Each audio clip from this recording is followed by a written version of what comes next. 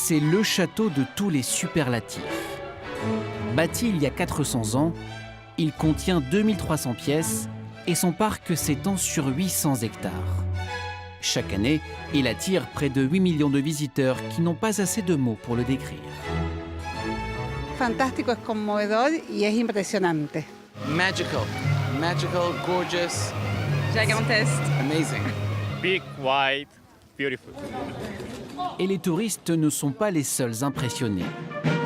Le 29 mai 2017, alors que les relations sont tendues entre Paris et Moscou, Emmanuel Macron reçoit Vladimir Poutine en grande pompe à Versailles. Le président russe apprécie et retourne l'invitation à son homologue, non pas à Moscou, mais à Saint-Pétersbourg.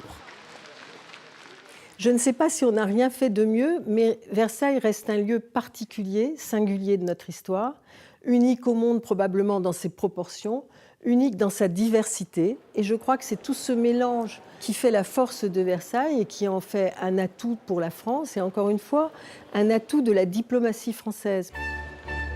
Un atout qui fonctionne depuis 1682, quand Louis XIV décide de transférer le gouvernement à Versailles et de transformer le relais de chasse de son père en un somptueux palais. Quelques années plus tard, Versailles atteint sa taille définitive et ouvre ses portes au public. Tout le monde vient à Versailles, le paysan, le mitron, l'homme d'affaires, l'ouvrier parisien. On vient de la France entière pour admirer le château, voir le roi, apercevoir le roi, découvrir la ville à Cour. Mais c'est aussi un passage cosmopolite puisqu'on vient de toute l'Europe et même au-delà. Et on voit des visiteurs qui viennent de l'Asie, qui viennent d'Amérique pendant tout l'Ancien Régime. Les ambassadeurs européens résident à Paris, mais viennent à Versailles travailler avec le secrétaire d'État aux Affaires étrangères. Pour les ambassades extraordinaires, comme celle du roi de Siam en 1687 ou celle du Shah de Perse en 1715, on déploie un cérémonial particulier avec le roi Soleil qui trône dans la Galerie des Glaces. Alors le choix de la Galerie des Glaces, bien sûr, correspond à un choix politique d'impressionner le visiteur, de l'impressionner mais aussi de l'honorer.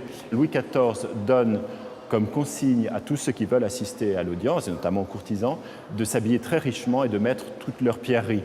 Et donc lorsque l'ambassadeur arrive dans la Galerie des Glaces, où là se trouve toute la cour, 1500 personnes, plus de 1500 personnes, le spectacle est absolument incroyable. Après la Révolution française, le gouvernement quitte Versailles, mais le prestige et la grandeur restent. Il faut 130 millions d'euros par an pour entretenir l'établissement public et l'État ne couvre qu'un quart des dépenses.